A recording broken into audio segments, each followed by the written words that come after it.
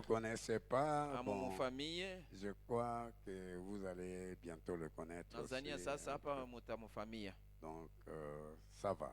mzuri. Saluez-vous les uns les autres. Mulamukiani wamoja na wengine.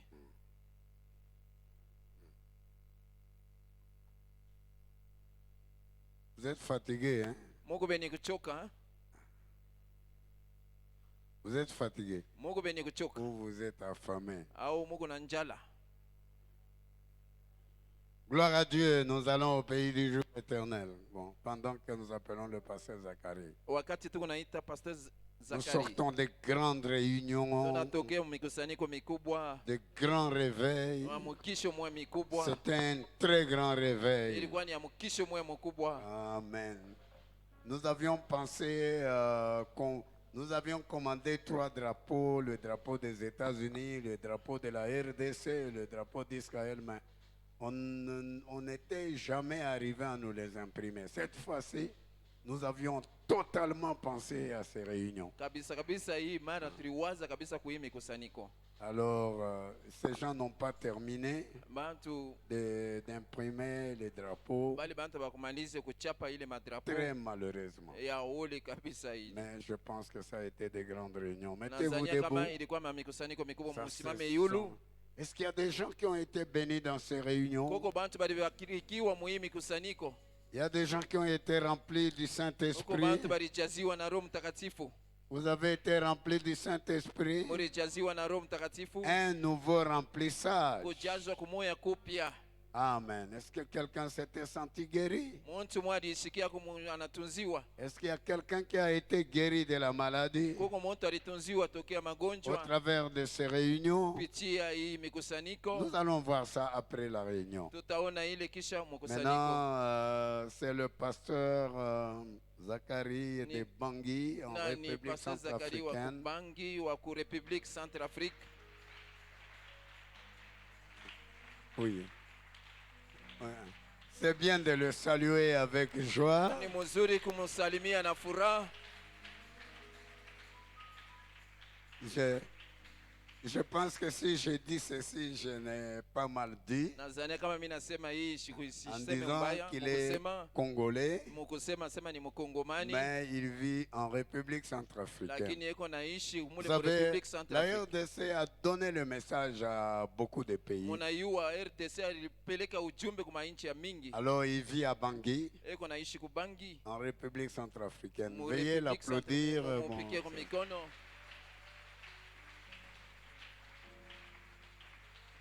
je pense que je n'ai pas mal parlé. Un Tanzania frère sikuseme mubaya. peut-être qui est étranger ne se sentira pas mal. Na mtu mwenye kwa Mkenya sitashikia mubaya. Oh, que j'ai dit que lui, il est congolais, il se Nasema sent. yeye il ni est- mkongomani Donc, lakini notre pays a donné nchi yetu ces iwezi prédicateurs. C'est eux qui ont amené le message à tous ces endroits-là. Ibo ndio baliweza kupeleka ujumbe Vous ile trouvez mafasi yote. même en Belgique, Utakuta hata ce Mbelgique sont des Congolais qui ont des églises là. ni bakongomani ndio biko na En makanisa. France, la même Mu chose. France namna Même moya. en Chine, là, toujours les Hata mushini Congolais. ni paka bakongomani. Même, bon, donc, non, ça nous fait de la joie Hapana iko natufurahisha. que Dieu nous ait choisis Ya kusema Mungu alituchakula. pour amener ce message. Ya kupeleka hii Et ujumbe. les Congolais sont solides en matière Na bakongomani Sont beko na courageux. nguvu kabisa benye kwa na hodari pour kabisa. aller à des endroits. On m'a dit Ya là, kwenda en France, kumafashi banionyesha mu il y France. a à Lyon, je crois. Nazania kule Il n'y a kuliyo pas mu d'église France. du message.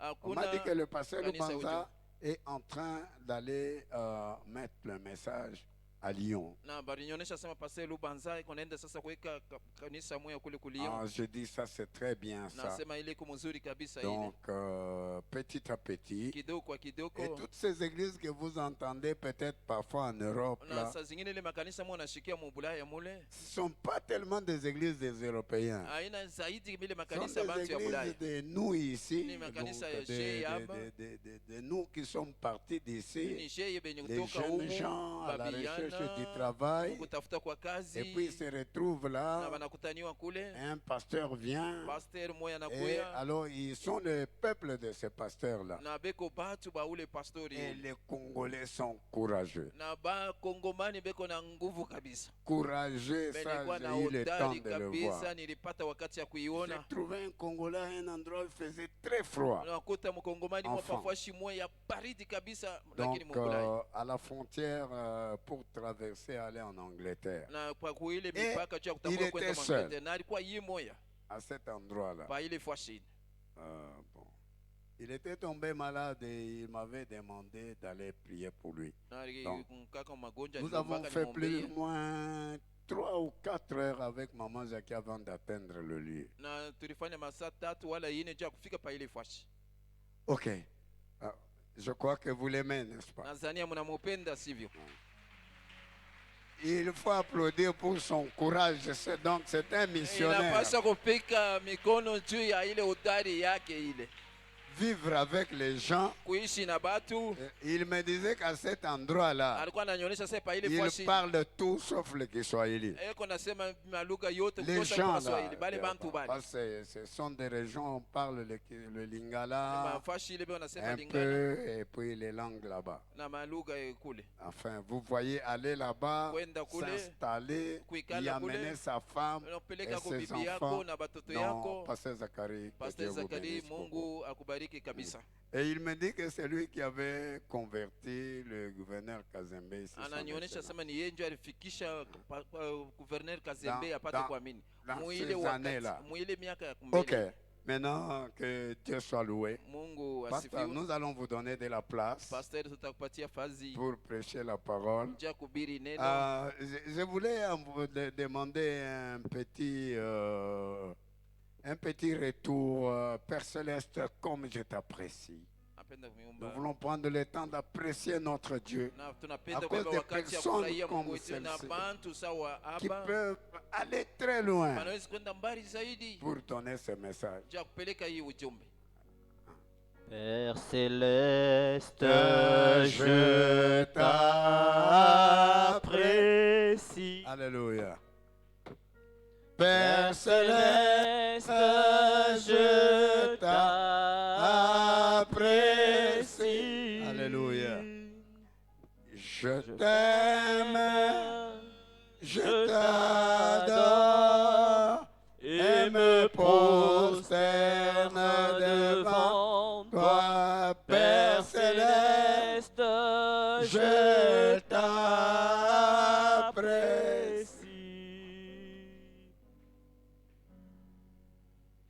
Agneau de Dieu, je t'apprécie.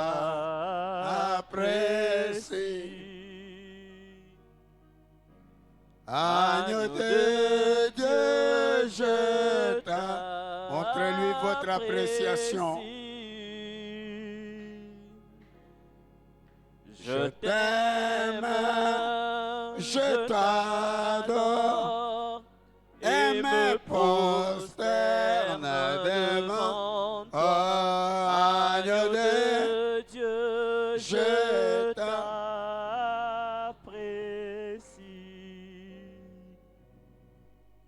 Je vous salue tous dans le nom du Seigneur Jésus-Christ. Na ninamkeni wote katika jina damani ya Bwana wetu Yesu Kristo. Je m'appelle, comme le pasteur l'a bien dit, Nadita kama vile pasteur anasema Zacharie Mouinkew. Zakari Mwenke. Et je pense que j'étais ici il y a 38 ans. Nazania kama nilikuja hapa kunakuwa miaka 38 Et c'est un grand privilège pour moi d'être de nouveau à la Katouba. na inakuwa fadhili mkubwa kwangu ya kuwa tena mara nyingine mkatuba. Parce que quand j'étais ici, il y avait juste un petit hangar. Na wakati mlikuwa hapa kulikuwa tukitandauri kama kaloko. Et il y avait une petite maison où habitait un prédicateur, je pense. Na kulikuwa kanyumba kama kadogo kule bahubiri banaanza kuikala Nazania vile. Et il y avait une station d'essence de l'autre côté là. Na ngambo nyingine kule kulikuwa ka station essence. Et voilà que il est arrivé que partout où j'arrivais, il y a des églises qui se faisaient. na wafashe tumelifika kulikuwa makanisa ilikuwa natendeka pale. Juste quand je suis arrivé en congé, j'étais allé me reposer chez maman à Mushoshiga et il y a une église qui a commencé. Na wakati naenda kupumzika kumusho sigara kule kulikuwa mama, kulikuwa kanisa moja anza pale. Et voilà, à peu près, Dieu a fait cette grâce-là. Muone Mungu alifanya quand même ile neema, Et il a fait que je puisse me retrouver très loin, à l'Équateur et la République centrafricaine. na nilipatikana mbali kabisa kule kwa Equateur kisha kwa Republique Centrafricaine. C'est après 38 ans que je Nekisha- réapparais encore à Lubumbashi. Nikisha miaka 38 mimi naonekana tena katika mji wa Je Lubumbashi. suis en voyage Niko katika safari et pendant que j'étais de passage à Gemena, Na wakati les nilikuwa gens, napita les kule enfants de Gemena, Dieu vous ont salué. batoto wa Mungu basi wananilamkia.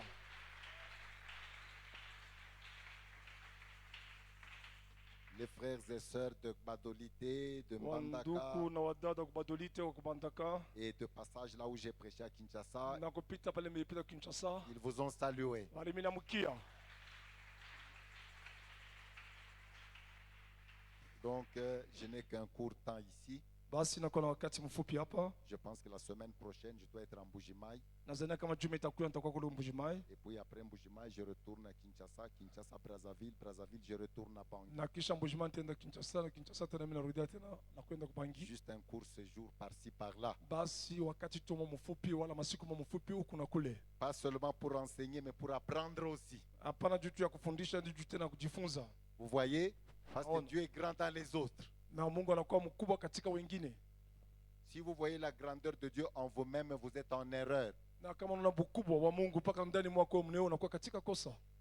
Et vous savez que Dieu est un Dieu de variété. Mnayasema Mungu anakuwa ule Mungu hakuwezi kubadilisha vitu. Quand vous voyez comment Dieu a créé les choses, Wakati unaona vile Mungu aliumba vitu, une antilope peut s'étonner comment l'aigle vole. na kasha anaweza kushangaa gisi gani tai yako naluka Il ne tombe pas comment. na shanguke juu ya nini. C'est la grandeur de Ni Dieu. ukubwa wa Mungu. L'éléphant peut aussi s'étonner Na ntembo anaweza tena kushangaa comment l'hippopotame vit sous l'eau. na gisi gani ule kiboko unaishi chini ya mai, Il s'étonne. anashangaa vile. C'est la grandeur de Ni Dieu. ukubwa wa Mungu.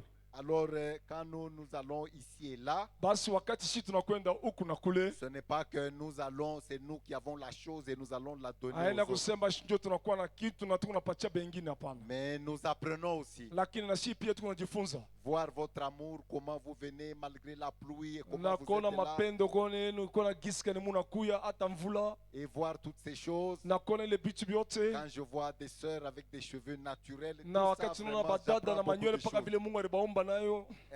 Donc j'ai amené une caméra. Ne vous en faites pas, je vais camérer comme ça, je vais montrer tout Basi ça à mon msishituke, église. milikuwa na kamera moja mite mibamba mobote, Parce que kwa sababu nous apprenons toujours. tuko najifunza kila siku, Parce que Dieu est grand toujours dans les na autres. Mungu anakuwa mkubwa kila siku ndani ya wengine. Dieu vous bénisse beaucoup. Mungu amebariki kabisa.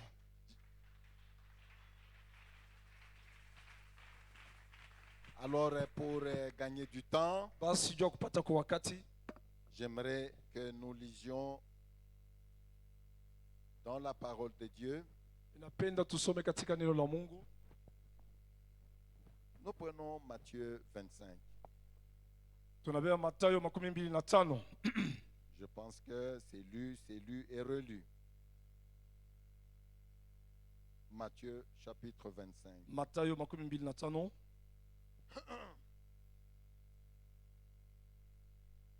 J'aimerais juste lire au verset 6. Ninapenda kusoma kwa mstari wa 6. Au milieu de la nuit, Katikati ya usiku wao on cria. banalalamika, Mais on là, c'est un homme. C'est Non. quelqu'un. ule banasema pale ni mtu. Quelqu'un cria. Mtu mmoja kalalamika, Voici l'époux. tazama bwana harusi. Faites bien attention. La première chose, Mfanye angalisho kitu cha kwanza kile, voici l'époux. tazama bwana harusi. Mais il y a une deuxième chose. Kuna kwa kitu cha pili, Aller à sa rencontre. mwende kutanishana naye. Donc, ce n'est pas seulement voici l'époux, Haina kusema tu muone bwana harusi, mais il y a aussi aller à sa inakuwa tena rencontre. mwende kutanishana naye. C'est deux choses. Ni bintu biwili. Alors, je sais qu'on parle suffisamment sur voici l'époux, Najua sema banasema kabisa tazama bwana harusi, mais j'aimerais beaucoup plus m'attarder sur aller à sa rencontre. napenda kukawia kwa kidogo kusema uende kutanishana naye. Amen. Amina. J'aimerais prendre avec vous aussi Apocalypse chapitre 4. Ninapenda kubeba pamoja na mweye Ufunuo 4. Dans Apocalypse chapitre 4, qu'est-ce qu'il est dit? Na katika Ufunuo 4 banasema basi nini? Nous commençons au verset 1. Tunaanza kwa mstari ya kwanza. Après cela, Na kisha ile je regardais, nikaangalia, et voici, une une porte était ouverte dans le ciel. na mlango mmoja ulifunguka katika mbingu. Une porte. Mlango mmoja. La première chose, Na kitu j'en cha kwanza, vois une porte. Yohana aliona mlango mmoja. La première voix que j'avais entendue, Na ile sauti ya kwanza nilisikia comme le son d'une trompette, kama vile mlio baragumu, et qui me parlait, na ikasema na cette mimi, voix-là dit, na ile sauti ikasema, monte ici, panda huko et je te ferai voir ce qui doit arriver dans na la suite. nitakuonesha vile vitakuwa baadaye. Dieu bénisse sa parole. Mungu abariki neno Vous lake. pouvez vous asseoir, Mnaweza kuikala, mais pendant que vous vous asseyez, na wakati ile Mungu naikala, j'aimerais prendre une simple écriture napenda kubeba andiko moto ya mwepesi très courte dans Matthieu chapitre 7 au verset 6. na katika Mathayo 7 kumstari ya 6. Andiko moja mfupi kabisa. Au verset 7 plutôt, Tafadhali kumstari ya 7 et le verset 6. na mstari ya 6. Ne donnez pas les choses saintes aux chiens, Ushipatie bintu takatifu kubaimbwa, et ne jetez pas vos perles devant les pourceaux, na ushitupe lulu yako mbele ya bangulube, de peur qu'ils ne les foulent aux pieds, kwa woga baikanyage ku miguu yao, ne se retournent et ne vous déchirent. na bageuke bakulume wala wakukule. Donc ne donnez pas les choses saintes aux chiens. Basi mushipatie bintu takatifu kubaimbwa, Et ne jetez pas vos perles na mushitupe lulu yenu devant les pourceaux. mbele ya bangulube. Et j'aimerais juste intituler ma petite exhortation Ninapenda kuita hii usiputisho wangu kidogo, les 7 perles malulu 7 dans le ciel de l'Arizona. na katika ile mbingu ya Arizona. Amen. Merci Seigneur. Les 7 perles Malulu 7 dans le ciel de l'Arizona. katika mbingu ya Arizona. Merci Seigneur. Amen. Amen. Vous savez, le prophète de Dieu, Mnajua nabii wa Mungu il a été conduit par notre Dieu, aliongoza kupitia Mungu wetu, par l'Esprit de Dieu, kupitia roho ya Mungu jusqu'en Arizona, mpaka kufikia kwa Arizona, selon des prophéties kuambatana na maunabii qu'il avait annoncées à l'église. ile ilitangaziwa kukanisa. Et il est à la rencontre de 7 anges. Alienda kukutanishana na malaika 7, 7 anges célestes. malaika 7 wa mbingu. Ces anges formaient une nuée. Na wale wa malaika walitunga wingo moya. Donc quand on parle de 7 anges célestes Wakati banasema malaika 7 ya mbingu et on parle de la nuée, na tunasema ya wingo, c'est la même chose. ni kintu kimoya. Et quand frère Branham est revenu de là, Na wakati ndugu Branham alitokea, anarudia tokea kule, les gens du monde ont photographié cela. bantu ya dunia baribamba ile jambo mapicture. Ils se posaient des questions sur cette nuée. Balikuwa najiuliza maswali yule ya ile wingo. C'est quoi au juste? Basi ni nini? Y a-t-il quelqu'un qui peut nous expliquer ce qui est arrivé? Na kunakuwa mtu anaweza kutasfiria ile inafika. Un grand événement.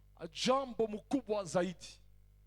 La nuée Wingo n'est pas une doctrine. haina mafundisho hapana. La nuée est d'abord un événement. Na wingo inakuwa mbele jambo. Quelque chose qui est arrivé. Kitu moja kilifika. Quelque chose qui s'est passé. Kitu kimoja kilipitikana. C'est comme la croix de Jésus-Christ. Iko sawa vile msalaba wa Yesu Kristo. Ce n'est pas d'abord une doctrine. Mbele haina mafundisho hapana. D'abord, c'est un événement. Mbele ni jambo moja ilifika. Quelque chose qui est arrivé. Kitu kimoja kinafika. La nuée aussi. Wingo nayo pia. Ce qui est arrivé dans le ciel de l'Arizona Ile ilifika katika mbingu ya Arizona. est d'abord un événement. Mbele inakuya jambo. Parce que Kwa si vous sababu. ne prenez pas ça d'abord comme un événement, Kama auibebe mbele kama vile jambo mo fulani, vous n'en verrez pas l'importance. hautaona mafaa yayo. Parce que si vous prenez ça comme une certaine doctrine, Kama unabeba ile kama mafundisho mo fulani, vous verrez que c'est une doctrine qu'on peut combattre. unaona sema ni mafundisho wanaweza kukombanisha. Mais aujourd'hui, il y a une chose qui est très triste. Leo kunakuwa kitu moja kinakuwa kia huzuni sana. Dans le monde du message, Katika dunia ya ujumbe, il y a un constat. kunakuwa nukta moja Il y fulani. a quelque chose qui est en train de se passer. Kuko kitu moja kinapitikana mule ndani. Ce qui s'est passé Ile ilipitikana le 28 février mutarehe 28 mwezi wa dans le pili ciel de l'Arizona katika mbingu ya Arizona, est piétiné. C'est piétiné. banaikanyanga, C'est mis à l'écart. banaweka pembeni, C'est minimisé. banaizarau. C'est pourquoi j'ai dit, Njo kama nilisema quand on avait demandé à Frère Branham, wakati balimuuliza ndugu Branham, les hommes de science watu wa elimu sont en train de se demander, weka unajiuliza cette nuée, hii wingo hii dessus de l'endroit où il y a l'humidité. mbari kabisa na pafashi pale panakuya umeme. Scientifiquement, ils ne peuvent pas expliquer cela. Katika kielimu abakuwezi kutasfiri ile. Qui peut expliquer? Nani anaweza kutasfiri ile? Si quelqu'un a une explication, Kama mtu anakuwa na utasfiri mwa qu'il fulani, puisse venir. hawezi kuya. Quelqu'un a dit à Frère Branham, Mtu mmoja alimwambia ndugu Branham, Frère Branham, ndugu Branham, toi tu connais l'explication wewe unajua utasfiri ya hii mambo, de cette nuée. ya hii wingo hii. Tu sais ce que c'est. Unajua maana ya hii wingo. Va chez ces gens-là, Wende kubale bantu, ces hommes de science, aba bantu ya elimu, ces hommes du monde, aba bantu ya dunia, explique-leur. ubatasfiri hii mambo. Dieu a dit à Frère Branham, Mungu akamwambia ndugu Branham, il va pas. hapana kwenda kule. Et Frère Branham a pris cette écriture Na ndugu Branham alibebele ya nchiko en disant, mukusema, ne jetez pas vos perles au pourceau. mushitupe malulu yenu kubangulube. C'est que pour le prophète de Dieu, Na juu ya nabii wa Mungu, cette nuée, hii wingu c'est sept anges qui sont venus na bale malaika saba walikuya avec le visage du Seigneur Jésus na dedans. uso ya Bwana Yesu Kristo mule ndani, Ce sont des perles. ni malulu. Et il y a une chose qui est très étonnante. Kwa kitu moja cha kushangaisha kabisa, Les pourceaux, bangulube ce ne sont plus des hommes de science, aina bantu ya elimu, ce ne sont plus des dénominations, aina bantu ya kizebu, mais lakini ils se retrouvent parmi les gens qui parlent du message de Frère banakuwa Branham. katikati ya wale bantu beko nasema ujumbe. Meno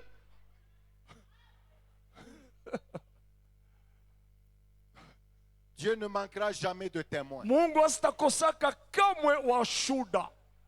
J'aimerais vous dire d'abord Napenda kumiambia mbele, que sans cette nuée-là, bila hii wingo hii, Branham n'a pas de message. Branham ana na ujumbe. Amen.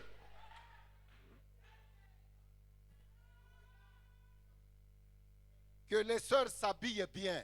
Badada bavale mzuri. Ce n'est pas le message de Frère Branham. Aina ujumbe wa ndugu Branham ile hapana. Wesley avait prêché ça. Sile biraka ile. La sanctification, Utakaso ça avait été prêché. barisha kuihubiri.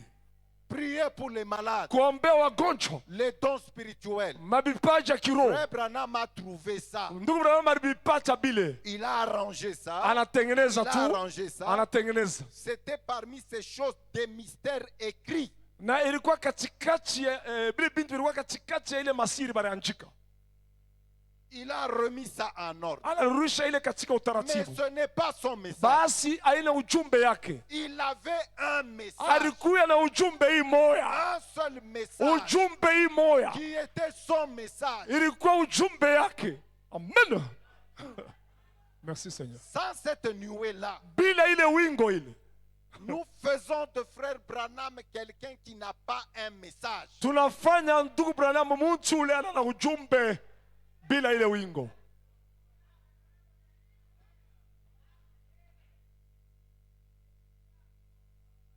Sans cette nuée-là, bila hii wingo hii, Je répète, nasema tena, quand nous mettons cette nuée à côté, kama tunaweka hii wingo pembeni, nous faisons de Frère Branham quelqu'un qui est venu au monde sans message. tunafanya ndugu Branham mtu alikuwa mdunia bila ujumbe.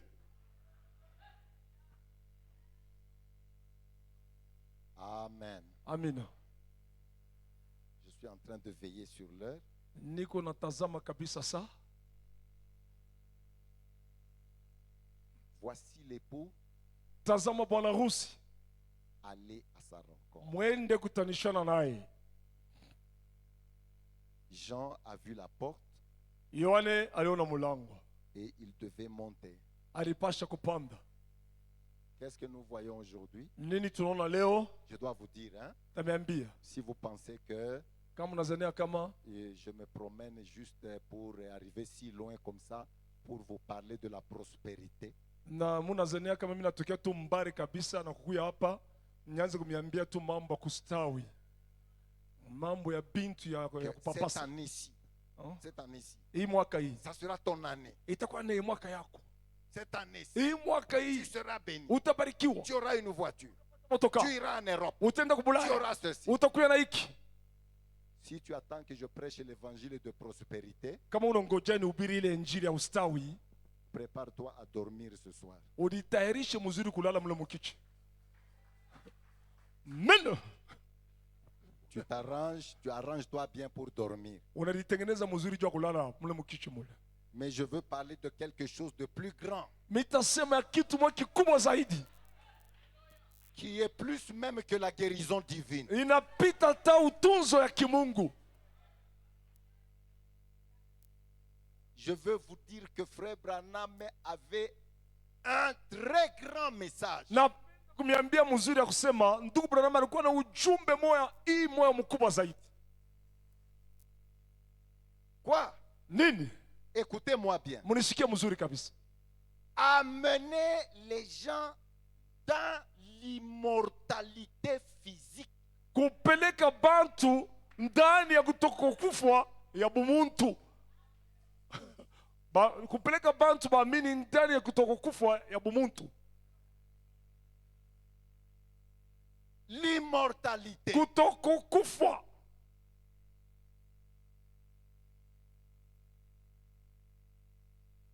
Je répète bien. Na pituluka mzuri kabisa. L'immortalité. Kutokufa. Quand vous prenez la pyramide d'Enoch, Kama unabeba ile munara ya Enoki, vous verrez la chambre de la reine. utaona ile chumba ya malkia, Vous verrez cet escalier. utaona ile bipandio saba. Et arrivé au 7e escalier, Na kufika kipandio cha saba, arrivé au 7e escalier, kufika ku mjumbe wa saba, là il y a le 7e messager. kwele kunakuwa mjumbe wa saba. Et le 7e messager, Na mjumbe wa saba il introduit eko nengisha la reine malkia dans la chambre du roi. ndani ya chumba ya mfalme, Et dans cette chambre du na roi, ndani ya ile chumba il mfalme y avait un cercueil vide. kulikuwa ile sanduku ya utupu, La mort était vaincue. na lufu ilikuwa isha kushindiwa. Alléluia. Amina. Oh, béni soit le Seigneur. Abarikiwe Bwana.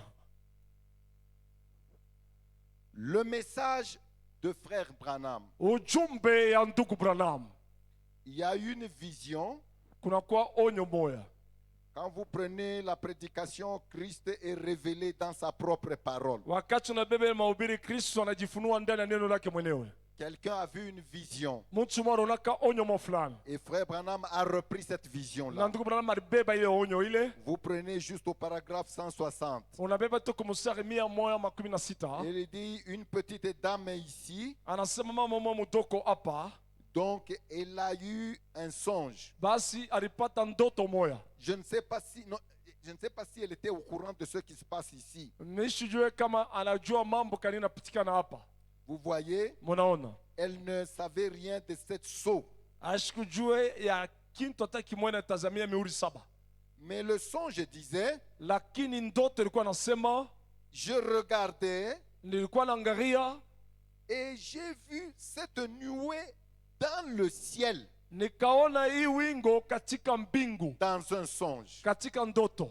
Et elle a regardé Na akaangalia il a vu quelqu'un en blanc en train de marcher. akaona mtu mmoja amevala beupe ako natembea, Et derrière lui, na nyuma yake frère Branham, ça semblait comme si c'était toi. ndugu Branham ilianza kuonekana sema ilikuwa ni wewe, Et derrière toi, na nyuma yako il y avait différentes personnes de différentes couleurs et de différents drapeaux. kulikuwa bantu bakuachana ba mingi ba marangi ya kuachana na mabendera ya kuachana, Et il marchait en avant, na walikuwa natembea kule mbele, il marchait dans cette tête walikuwa natembea mwii kichwa hivi, où Christ était en train d'être révélé dans cette vision-là. na mule ndani ya ile onyo Kristo alikuwa anajifunua.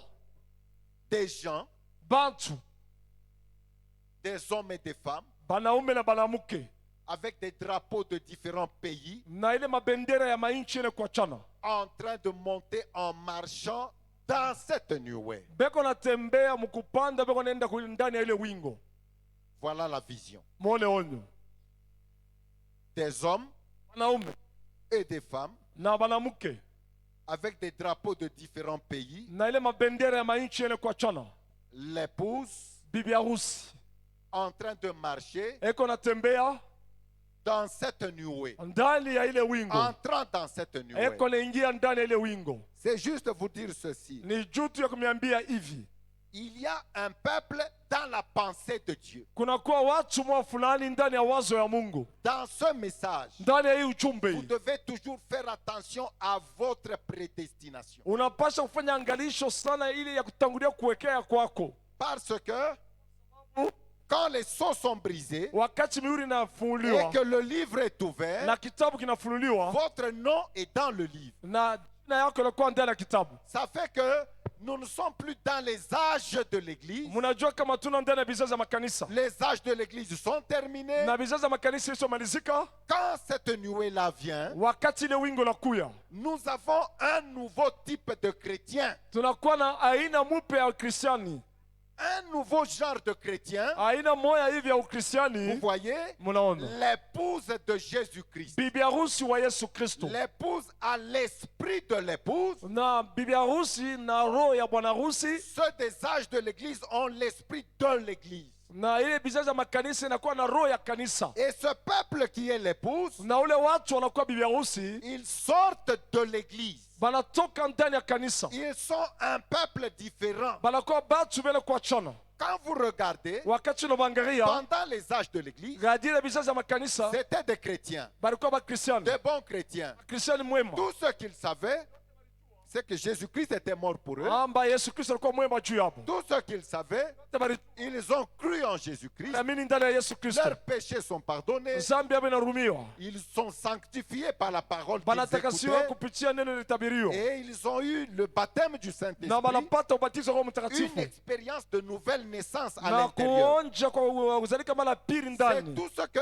eux savaient. Ni yote ile wao walijua, Avec des miracles, na miujiza avec des dons spirituels. na vipaji ya kiroho, C'était tout ce que eux savaient. ilikuwa yote ile ambayo walijua. Et pendant les âges de l'église, Na kadiri vizazi ya on a makanisa eu ce genre de chrétiens-là. tulipata aina ya ule kristiani, Arrivé au 7e âge de na l'église, kufika kwa kizazi cha saba kanisa nous avons William Branham tunakuwa na William Branham, qui va commencer une nouvelle race de chrétiens. ataanza kizazi sasa kipya cha wakristiani. Vous voyez, à Mnaona côté de William Branham, pembeni ya William Branham il y avait des grands hommes kulikuwa watu wakubwa avec l'esprit des âges de l'église. na ile roho ya vizazi ya makanisa. Les Billy Graham, Wa Billy Graham c'était un bon chrétien. alikuwa mkristiani mwema, Les Oral wa Roberts, Oral Roberts c'était de bons chrétiens. walikuwa wakristiani wema, Mais ils ne savaient pas ce qu'ils étaient dans la parole prophétique. abakujua kile kilikuwa ndani ya neno ya unabii, Ils ne savaient pas ce qu'ils étaient. abakujua ile likuyaka ndani ya ile neno, Ils ne pouvaient pas se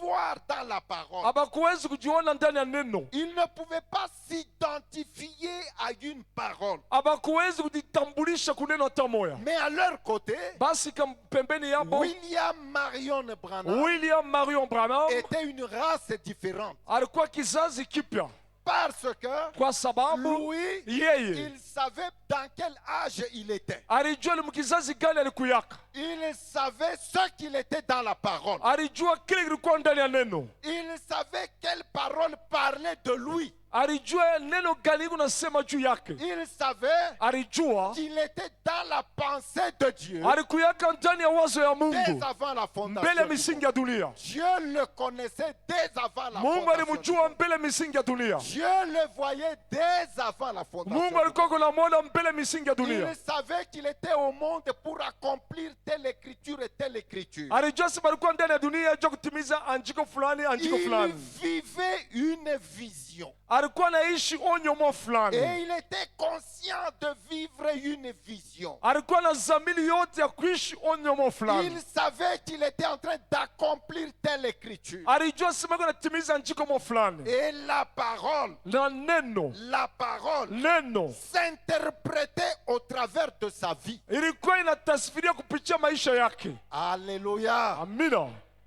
C'est juste dire que Ni juu ya kusema tu avec Frère Branham na ndugu Branham commence un nouveau genre de chrétien. inaanza aina mpya wa Kristiani. Ce n'est pas seulement des gens. Aina tu bantu J'ai cessé de boire, j'ai cessé de fumer. naacha Je suis un kunywa, chrétien. naacha kufuta, niko J'ai Mkristiani, reçu le Saint-Esprit. napokea Roho Mtakatifu, J'ai eu des songes ou des nilipata visions mandoto na par les dons maonyo spirituels et des choses kupitia comme ça. kipaji ya kiroho binti kama vya Mais vile. Frère Branham, Lakini ndugu Branham vous voyez, Munaona, il nous a fait sortir de cela. anatutosha ndani ya vile vitu.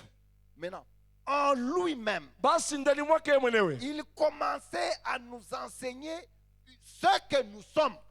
anatufundisha kile Ce que nous sommes she tuko dans la pensée de Dieu. katika wazo ya En Mungu, donnant d'abord son propre modèle, ya kuleta mbele mfano yake mwenyewe, son propre exemple. mfano yake mwenyewe. Vous voyez? Munaona, Et quand nous comprenons wakati tunasikia ce que Dieu a fait avec Frère Branham, kile Mungu alifanya na ndugu Branham, il a accompli quelle écriture? alitimiza andiko fulani, Il a aussi accompli telle écriture. alitimiza andiko fulani, Telle écriture, andiko fulani, la parole de Dieu neno ya Mungu s'accomplissant au travers d'un homme, hivi natimiza kupitia mtu. Dieu interprétant sa propre pensée. Mungu anatasfiri wazo yake mwenyewe. Et personne ne peut être l'interprète de la pensée de Dieu. Hakuna mtu ambaye anaweza kuwa mtasfiri wa wazo ya Mungu. Dieu interprète sa parole en l'accomplissant. Mungu anatasfiri neno yake mukitimiza. S'il a dit qu'une vierge Kama concevra, anasema bikira atapata mimba, il n'y a pas quelqu'un qui peut interpréter ça autrement. hakuna mtu anaweza kutasfiri namna nyingine. Dieu est descendu, Mungu il alishuka, avait interprété, alitasfiri sa propre pensée, wazo yake sa mwenyewe, propre parole, neno yake et mwenyewe, une vierge a conçu. na bikira alipata mimba. Et vous verrez que Mutaona à la kama fin de la vie de William Branham, na mbele ya maisha ya William Branham il a dit alisema Dieu Mungu est le propre interprète de sa propre parole. eko mutasfiri ye mwenyewe wa neno lake mwenyewe. Maintenant faites bien attention. Sasa mfanye angalisho, Interprète de quelle parole? mutasfiri wa neno gani? De la parole prophétisée dans la vie de William Branham. Ya neno ile balitabiri ndani ya maisha ya William Branham. Il a commencé un nouveau genre de personne. Alianza aina moya ya bantu basasa. Il était le début d'un nouveau genre de personne. Alikuwa mwanzo ya aina ya bantu basasa, Parce que kwa sababu plus tard, baadaye quand le livre devait s'ouvrir, wakati kitabu kilipasha funguliwa, les noms des gens de son message, il devait voir aussi leur nom dans la parole de Dieu. majina ya bale bantu ya ujumbe yake balipasha kuona majina yabo ndani ya neno la Mungu, Voir aussi leur nom. na kuona nao pia majina yabo. Voir comment? Kuona gisi gani? Par la prédestination. Kutangulia kuweka Par la prédestination dans votre vie. ile, kutangulia kuweka ndani ya maisha yako, Voyant kuona la parole, neno la pensée éternelle de Dieu ile wazo ya milele ya Mungu s'interpréter dans votre vie. iko na ditasfiri mu maisha yako. Jésus-Christ Yesu Kristo était la parole. alikuwa ka neno. Vous pouvez dire amen à ça? Mnasema amina kwa ile? Maintenant observez. Sasa mtazame, Lorsqu'il a commencé à faire des miracles wakati anaanza fanya miujiza, et il arrive dans la synagogue, anafika katika sinagogi. arrivé dans la synagogue, Kufika ndani ya sinagogi, il prend le rouleau, anabeba ile kitabu, et il va prendre une écriture, anabeba andiko moya, une parole neno moya, qui parle de lui, inasema juu yake mwenyewe, qui explique les miracles qu'il a commencé à faire. itasfiri ile miujiza anaanza kufanya. Il pouvait lire Jérémie, Anaweza kusoma Yeremia, il saute. analuka, Et pourtant, c'est la parole. japo ni neno, Mais il a sauté. aliluka. Il arrive à Daniel, Anafika kwa Daniel, il saute. analuka, Et pourtant, c'est la parole. japo ni neno. Il arrive à Esdras, Anafika kwa Esdras, il saute. analuka, Et pourtant, c'est la parole. japo ni neno. Il cherchait Alikuwa anatafuta la parole neno, qui parlait de lui ilikuwa anasema juu et yake, qui interprétait ce qu'il était en train de faire maintenant. na ile neno ilikuwa na tasfiri kile ilikuwa anafanya hapa sasa. Il arrive à Esaïe. Anafika pa kitabu ya Isaya, Esaïe 61. Isaya makumi sita na Quand il moja. arrive à Esaïe Wakati 61, anafika kwa Isaya makumi sita na moja, il s'arrête là. anasimamia pale, Il dit, anasema, il lit, anasoma, l'Esprit du Seigneur est sur moi roho ya Bwana iko juu yangu, pour libérer les captifs. juu ya kufungula wafungwa. C'est ce que vous voyez. Njo kile munaona, L'Esprit du Seigneur est sur moi roho ya Bwana iko juu yangu, pour amener un jubilé. juu ya kuleta yubile. L'Esprit du Seigneur est sur moi. Roho ya Bwana iko juu yangu. Voilà. Mnaona? Mais quand il arrive à la deuxième partie, Wakati anafika kipande ya pili, pour apporter le jugement, juu ya kuleta hukumu, il n'a pas lu. asikusome tena. Parce que ça, c'est pour sa seconde venue. Hii ni juu ya kuja kwake kwa pili. Il donne la parole. Analeta neno. Quelle parole? Neno gani? Quelle parole? Neno gani? La parole Neno qui interprète ce qui est dans sa vie iko na taswiri ile inakuya ndani ya maisha yake, et ce qui se passe dans sa vie ile inapitika ndani ya maisha yake, est interprété par cette parole-là. inataswiria kupitia ile neno. La parole. Neno C'est pourquoi quand je vous parle de la parole, ndio kama wakati nasema j'essaie neno, d'attirer votre attention sur quelle parole. napenda kokota angelisho yenu yule ya neno gani? L'époux Bibi harusi, était la parole. bwana harusi alikuya neno. Vous dites amen à ça? Mnasema mina kwa ile, Et l'épouse na bibi harusi doit aussi être la parole. anapasha kuya pia neno. L'épouse Bibi harusi a commencé à être la parole par un seul individu. alianza kuya neno kupitia mtu huyu moya, Et cet homme-là, na ule mtu ule il était l'épouse. alikuwa bibi harusi. Mais quand sa vie termine, Wakati maisha yanamalizika, l'épouse continue. bibi harusi anaendelea. Et l'épouse, Bibi harusi c'est notre groupe. ni nkunchi yetu. Et William Branham William Branham était la parole alikuya neno comme Luc 17:30, kama vile Luka 17, comme Eliezer, kama Eliezeri, pour aller chercher une épouse. juu ya kwenda utafuta bibi harusi fulani. Luc 17:30, Luka 17:13, Dieu, Mungu Elohim, Elohim devait emprunter une chair alipasha kongola mwili moya pour aller chez Abraham juu ya kwenda kwa Ibrahimu et amener le changement du corps. na kuleta mabadiliko ya mwili. Amen. Merci Seigneur.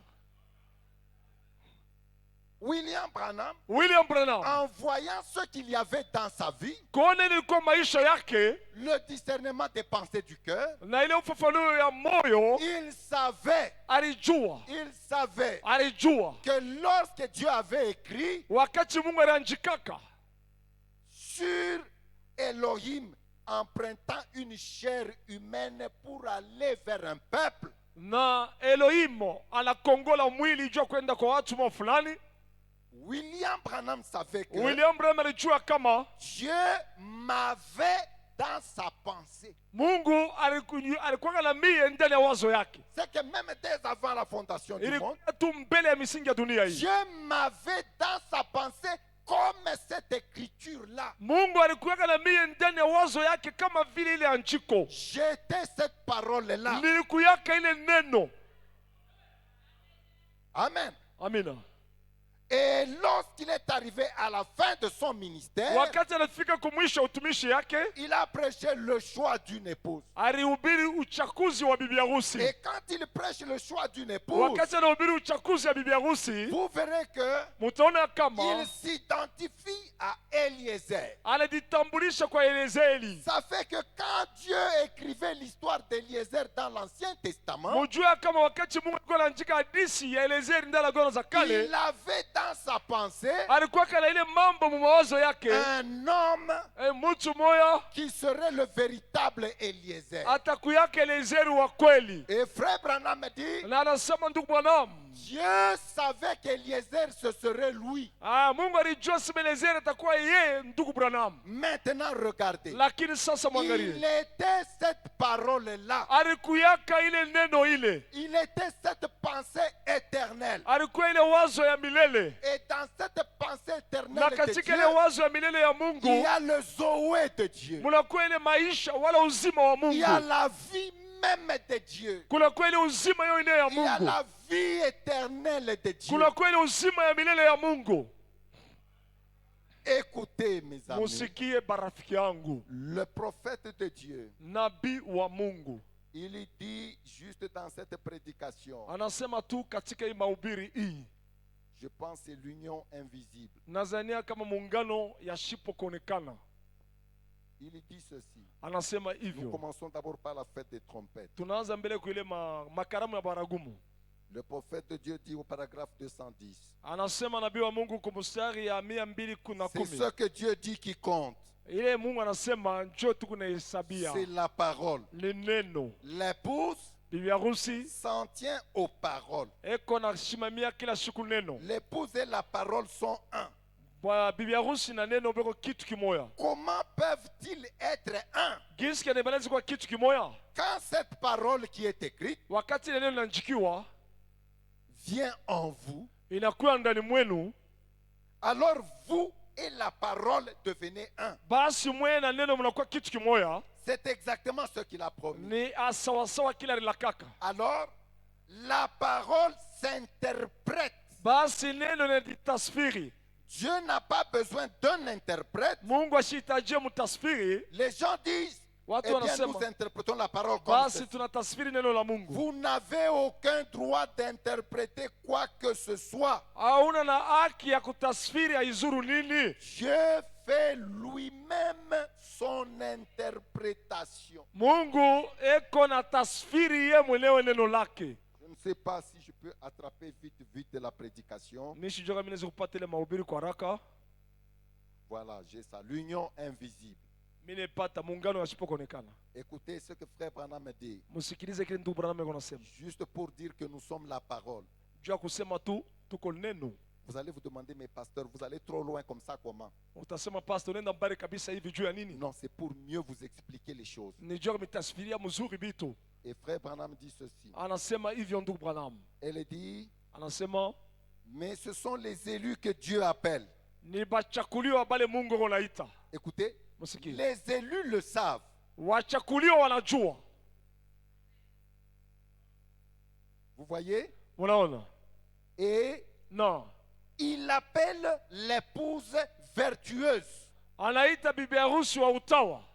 C'est que dans la pensée de Dieu, Ni kusema katika wazo ya une Mungu, épouse vertueuse a toujours existé. bibi harusi mtawa eko naishi kabisa ndani ya wazo ya Mungu. Et cette épouse vertueuse est la parole. Na ule bibi harusi mtawa eko neno. L'église du dernier jour. Kanisa ya mashiku ya La mwisho. dame élue de notre Seigneur Jésus-Christ. Mama mchakuliwa wa Bwana wetu Yesu Kristo. La parole. Neno. Si Jésus est la parole, Kama Yesu eko neno, combien croient cela? wangapi wanaamini ile? Très bien. Basi mzuri. En outre, Namna nyingine kusema. l'épouse est toujours une partie de l'époux. Na bibi harusi anakuwa kila siku kipande ya bwana harusi. Ainsi, Hivyo l'épouse ne sera pas une dénomination. bibi harusi asitakuya kamwe zebu. Elle devra être la parole manifestée. vérité alipasha kuya neno yene kuonekana pour être l'épouse de Christ. juu ya kuya bibi harusi wa Kristo. Il a promis de le faire. Alilaka kuifanya, Il a dit qu'il le ferait. alisema ataifanya Il vile, n'abandonne jamais son modèle. asiachake kamwe mapa yake, Il l'a toujours fait d'après le modèle. anaifanya kila siku ambatana na mapa yake. Il l'a fait chaque fois, il répète d'après le modèle. Alifanya kila mara anapituluka Donc kuambatana il y na a toujours mapa. un modèle. Kunakuwa mapa mwa Il y a fulani, toujours un type. kunakuwa tu mfano mwa fulani, Et il le fait à nouveau. anaifanya tena mara ingine. Dans les derniers jours, Katika masiku ya mwisho il appelle son épouse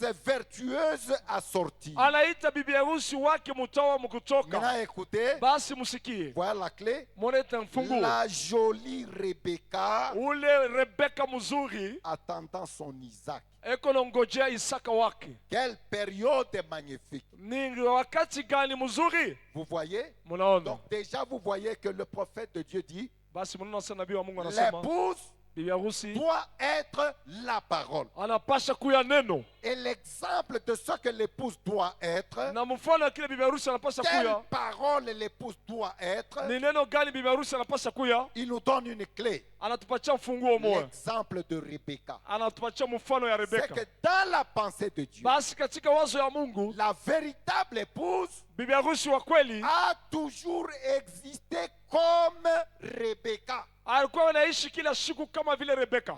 Si aujourd'hui, Kama leo un homme se dit chrétien, mtu anasema niko il mkristiani, dit avoir le Saint-Esprit, anasema anapata Roho il est Mtakatifu, un homme bien, anakuwa mtu mzuri, mais tant qu'il n'est pas représenté par Rebecca, na wakati yote ashioneshe kupitia Rebeka, il n'est pas l'épouse. ana bibi harusi, Parce que Rebecca, kwa sababu la Rebeka première chose, na kitu cha kwanza elle a reçu un messager. alipokea mjumbe Elle moja, a reçu Eliezer. alipokea Elizeri. Et moi, je peux regarder. Mimi naweza kuangalia Toi aussi, tu peux na wewe regarder. unaweza kuangalia, C'est mon expérience. ni kuonja kwangu C'est ce qui m'est arrivé. ndio nilifikia. Ça s'interprète.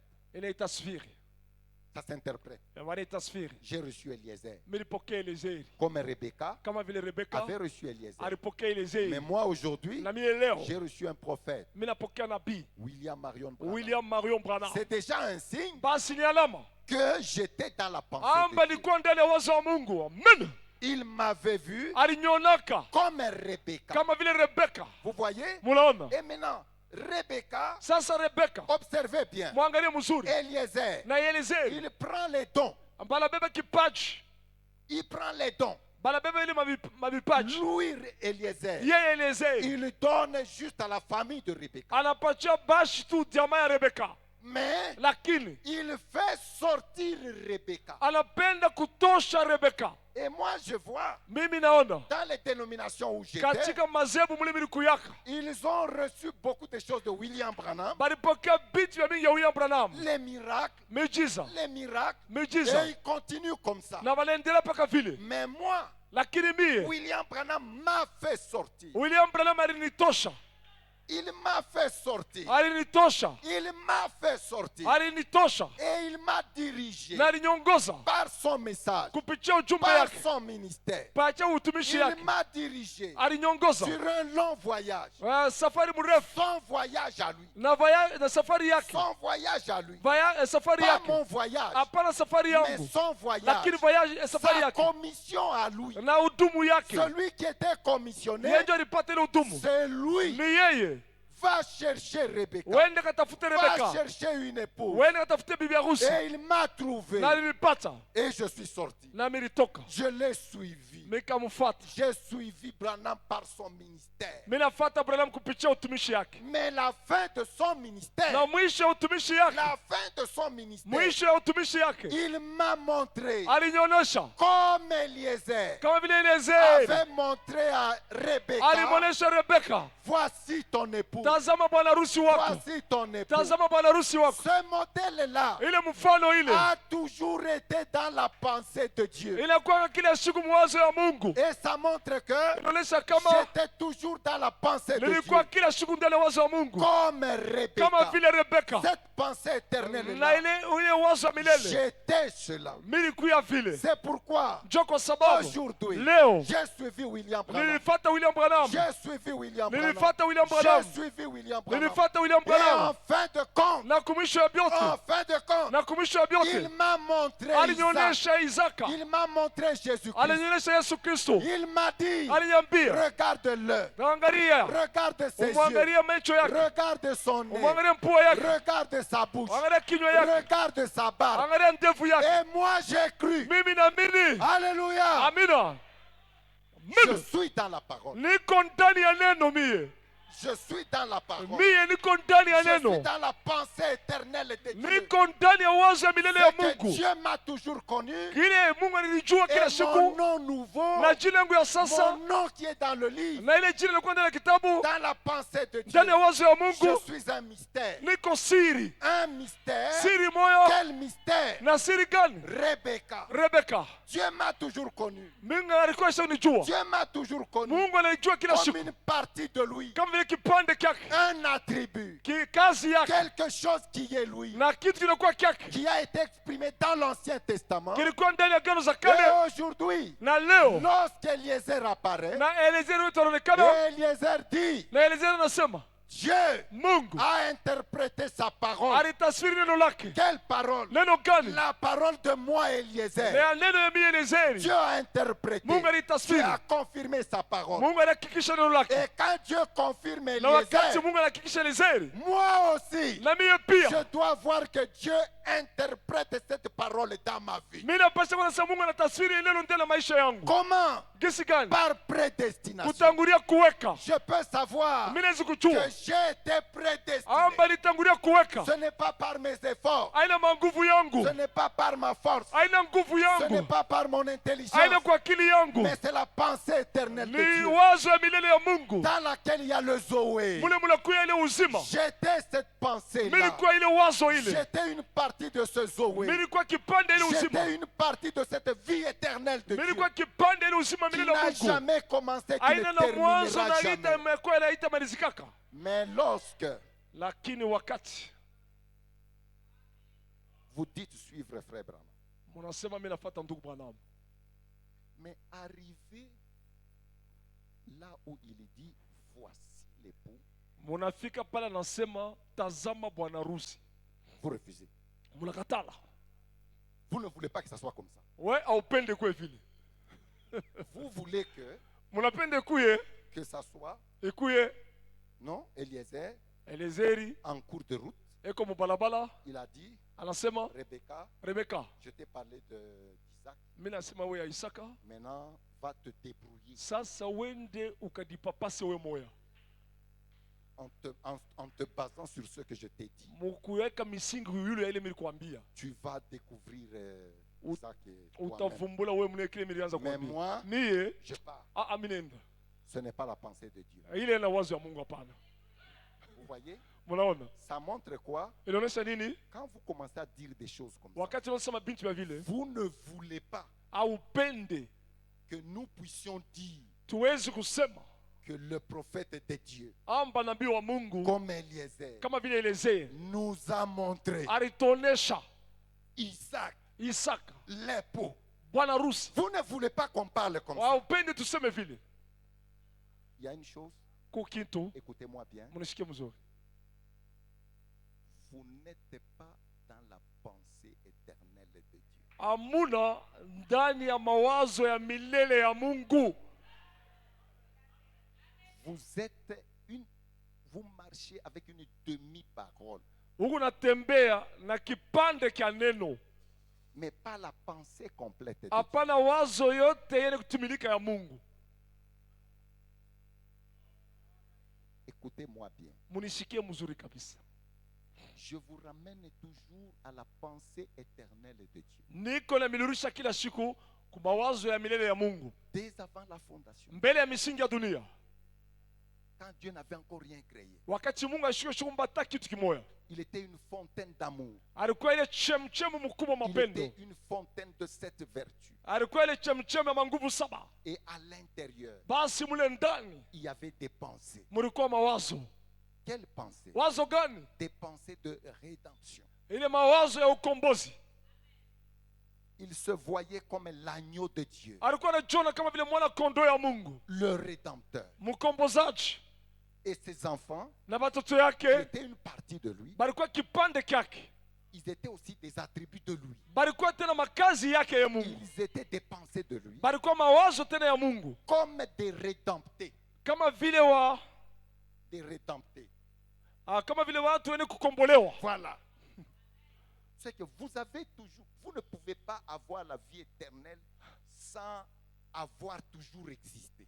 Hauwezi kuwa na uzima ya milele kama we au kuishika mbele. Je vous enseigne une chose très simple. Na mifundisha bintu moja mwepesi kabisa,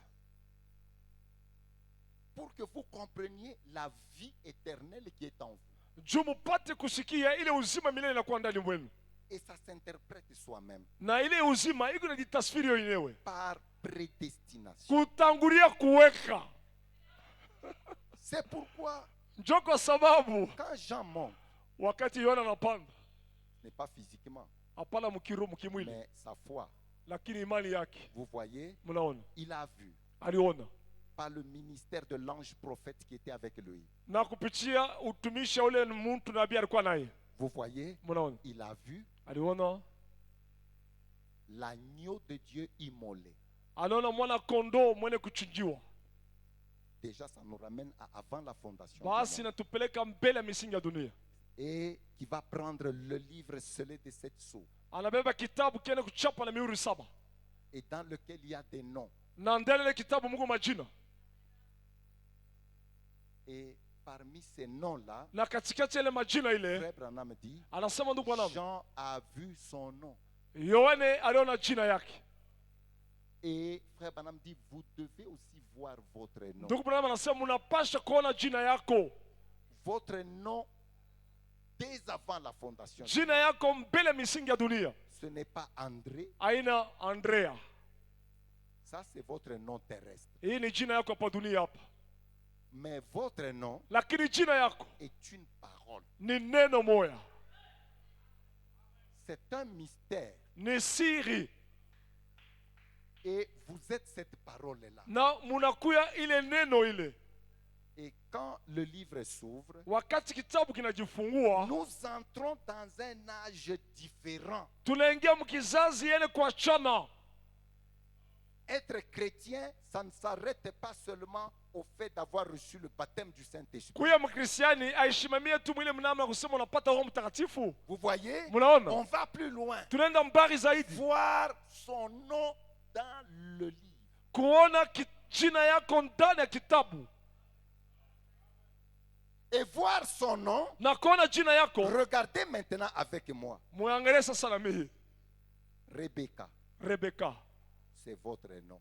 ni jina yako, C'est votre expérience. ni kuonja kwako, C'est ce qui vous est arrivé.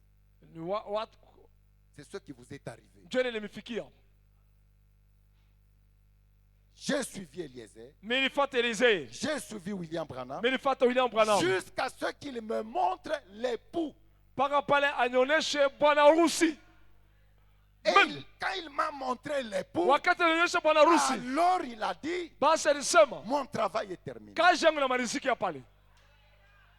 C'est ça qui m'est arrivé. Njo ile nilifikia mimi, Et ce qui m'est arrivé ile nilifikia montre que inaonyesha kama mon nom jina yangu est dans le livre de iko vie ndani ya éternelle. kitabu ya uzima milele. Et je peux lire cela Mimi naweza kusoma ile en voyant que ça s'interprète dans ma vie. ya kuona sema inajitasfiri mu maisha yangu.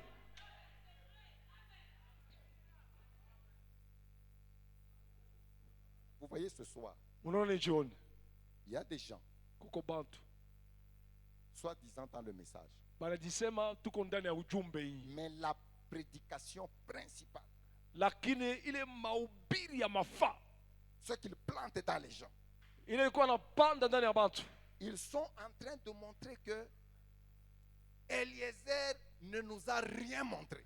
bale bantu be wanaonyesha sema Eliezer ashikutoneshe kintu hata hiki kimoya, William Branham ne nous a pas montré l'époux. na William Branham ashikutoneshe bibi harusi, Non, non, non, l'époux. bwana harusi.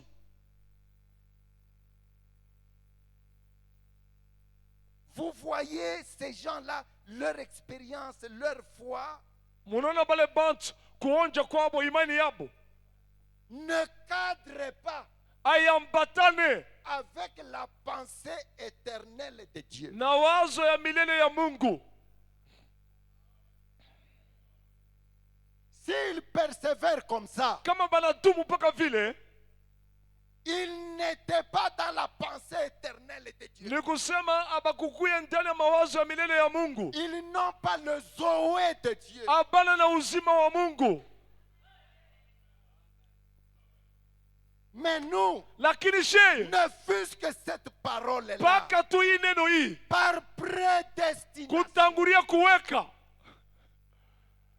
je me trouve étant cette parole-là. mimi napatikana kuya ile neno Par prédestination. kutangulia tukuweka, Par prédestination. kutangulia kuweka. J'ai eu un pasteur. Nilipata pastori moya Par prédestination. kutangulia kuweka, Qui m'a amené sur ce terrain-là. alinipeleka mwile kiwanza ile De telle façon que je puisse voir munamna kusema niwezi kuona que ce que Rebecca a vécu, kile Rebeka alishaka, c'est ce que moi aussi j'ai na vécu. mie pia niko naishi ile. Amina, Amen. amina.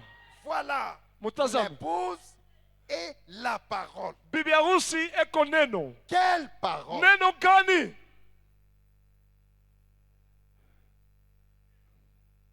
Quelle parole? Neno gani? Alléluia. Amina. William Branham William Branham savait alijua qu'il est le corps eko mwili que Elohim ya Elohim, a utilisé ile Elohim alitumia pour venir vers Abraham juu ya kuya kwa Ibrahimu et Sarah na kwa Sara et discerner les pensées du cœur. na kufafanua mawazo ya moyo, Et il prêchait.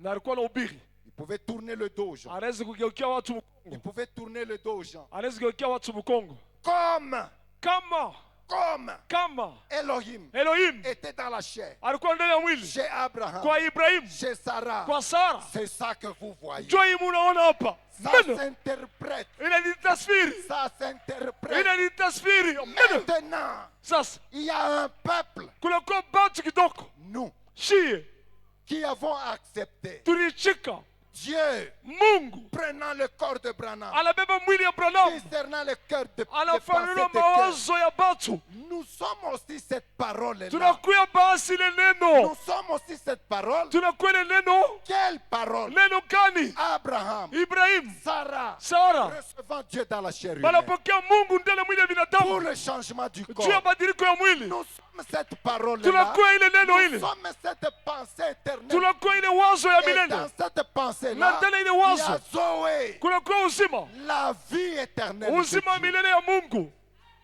Amen. Merci Seigneur. Oh, merci Seigneur. Amen. Amina. J'aimerais maintenant vous dire une chose. Napenda niambia sasa kitu moja. Abraham Ibrahimu était en dehors de Sodome. alikuwa nje ya Sodoma, En dehors de Sodome. nje ya Sodoma. Et c'est en dehors de Sodome qu'il a vu Dieu dans la chair. Ni nje ya Sodoma aliona Mungu ndani ya mwili ya binadamu. Mais si toi ici, Kama wewe hapa aujourd'hui, leo tu proclames, unatangaza j'ai vu Dieu dans la chair, naona Mungu ndani ya mwili ya mtu, mais tu te retrouves dans les adultères, unapatikana ndani ya busharati, dans Sodome, ndani ya Sodoma, avec des Facebook, na ile ma Facebook en train de regarder les femmes nues, la pornographie et toutes ces unaangalia choses. bale banamke beko uchi na bale bantu wanapatana tu mwenyewe. Tu es où? Uko wapi? Dans Sodome. Uko ndani ya Sodoma. Et si tu dis, Kama unasema j'ai vu Dieu dans la chair, niona Mungu ndani ya mwili, ça ne cadre pas. abiambatane bile, Ça ne cadre pas. abiambatane, Ça ne s'interprète pas. abidi tasfiri. Amen. Ça ne s'interprète pas. Abidi tasfiri. Ça doit s'interpréter. Binapasha kujitasfiri. Ça doit s'interpréter. Binapasha En kujitasfiri. regardant dans votre vie, Kuangalia ndani ya maisha yako en voyant que vous êtes réellement en dehors de Sodome. na kuona sema kweli niko nje ya Sodoma, En dehors, nje par ma vie de chaque jour. kwa maisha yangu ya kila En siku, dehors. nje. Alors quand je dis, Basi wakati nasema j'ai vu Dieu dans la chair, niona Mungu ndani ya mwili, ça concorde. inaambatana, Ça concorde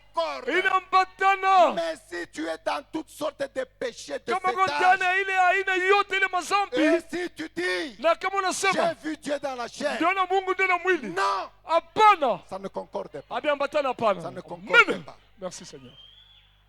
Ça ne concorde pas, frère. Abiambatana hapana Ça ne ntuko, concorde pas, sœur. abiambatane dada.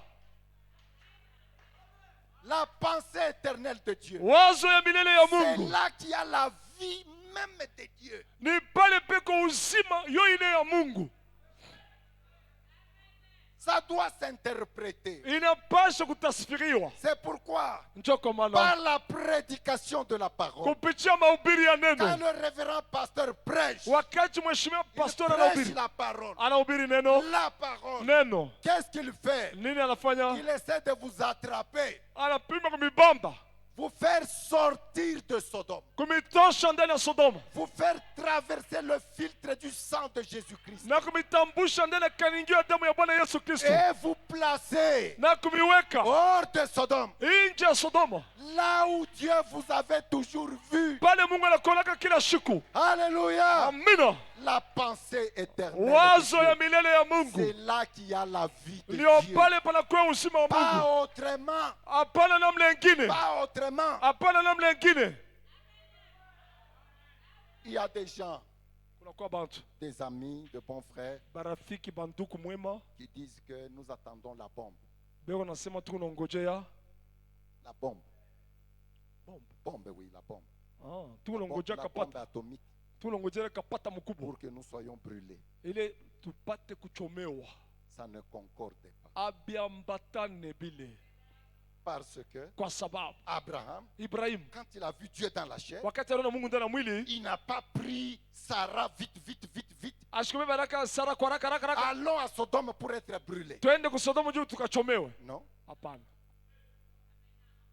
Mais si toi tu prends ta femme, tu prends tes Kama enfants, unabeba watoto yako, tu bibi prends yako, toute une congrégation, unabeba tu makutano mzima, tu les amènes dans une position où ils doivent attendre d'être brûlés avec les sodomites. unabaweka mfashi mwa bangoje bachomea na bantu pamoja na Msodoma. Ça ne concorde pas. avec la parole. Abiambatane bile, Ça n'a jamais été comme ça dans la pensée. de Dieu. hayakuyaka vile katika wazo ya Mungu.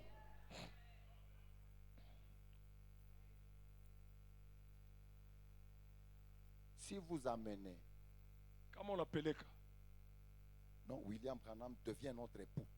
William Branham anakuwa bwana harusi wetu, Il devient notre Dieu. anakuwa Mungu wetu, Il remplace Jésus-Christ. anabadilisha Yesu Kristo. Ça fait que, Inafanya kama selon vous, kuambatana na wewe Eliezer Eliezeri est allé faire sortir Rebecca eko natosha Rebeka et arrivé en cours de route, na kufika mbalabala, il est dit, anasema Rebecca, Rebeka, je vais te dire un mystère. mimi nitakwambia siri moja. Tu vois Isaac, Unaona Isaka huyu c'est moi. ni mimi. Amen. Est-ce que ça concorde? Vile bintu inaambatana. Il y a des débats qu'il faut éviter. Kunakuwa ile mamubishi wala masungumuzo wengine inapaswa kuepuka. Est-ce que l'Église comprend ces choses? Kanisa nasikia vitu. Revenez toujours à la pensée éternelle de Dieu. Murudie kila siku kuwazo ya milele ya Mungu. Alors vous comprendrez, Basi mutasikia kama, vous comprendrez très clairement mutasikia mzuri kabisa ce qui se passe aujourd'hui. ile inapitikana leo. Nous sommes un peuple qui est en train de vivre une vision. Na tunakuwa bantu bale wanaishi onyomo fulani. Avec cette conscience de vivre une vision. Na ile zamiri ya kuishi ile onyo, C'est un réveil qui est dans la véritable épouse. na inakuwa mkisho inakuwa ndani ya bibi harusi wa kweli. Depuis que les seaux sont brisés, Tokea miwili ilivunjwa, il y a ce réveil. kunakuwa ile wa mkisho. Nous devons savoir que Frère Branham nous a dit que le cheval jaune et noir d'adoration de Frère Branham était dans l'eau et n'était pas mort. Na tunapaswa kuja sanduku Branham atuambia ule farasi wa mweupe wa majani, Le serpent jaune et noir ule nyoka wa mweusi na wa mweupe de l'adoration de Branham. ya kuabudu Branham. Nous savons. Tunajua Et quand nous voyons des gens continuer comme ça, kama tuna bantu wanaendelea kama vile, nous devons d'abord comprendre que ça devait être ainsi. tunapasha kuelewa kama ilipasha kuya hivyo. On peut aider Tunaweza saidia par la grâce de Dieu, Dieu peut Kupitia neema ya aider l'un Mungu. ou l'autre. Wala mmoja wala wengine. Vous voyez? Unaona? Mais nous devons garder à l'esprit que nous sommes un peuple qui vit des visions. Tunapaswa kuchunga ndani ya roho yetu, tasema tuko watu wanaishi kupitia onyo.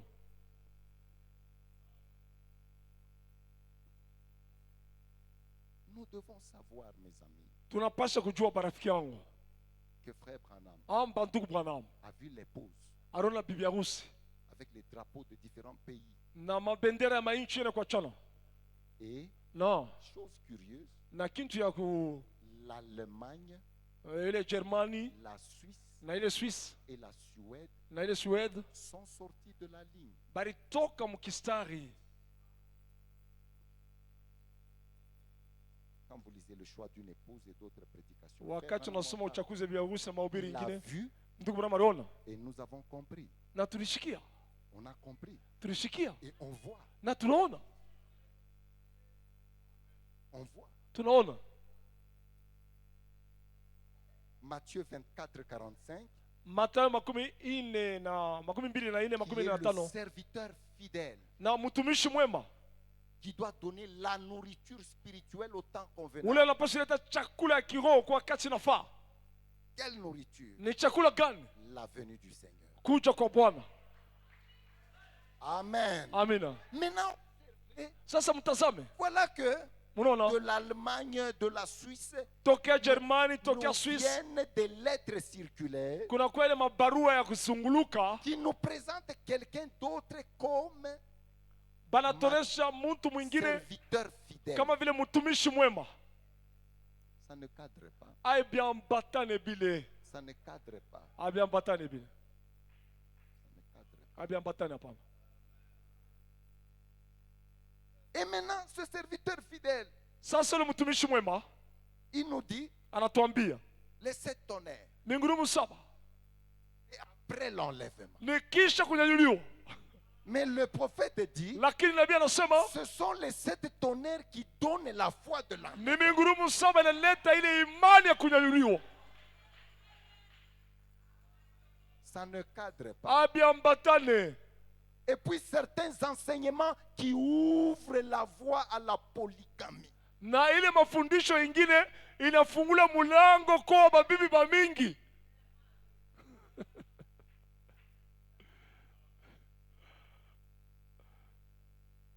J'aimerais tout de suite vous dire, Napenda sasa tu kwa haraka comme kumiambia vous les frères qui pensez ajouter des femmes, mwe bandugu munisha kuwaza kuongeza babibi wengine. j'aimerais juste vous dire que nous sommes dans l'âge où Lucifer et Michael sont en train de se disputer ce corps.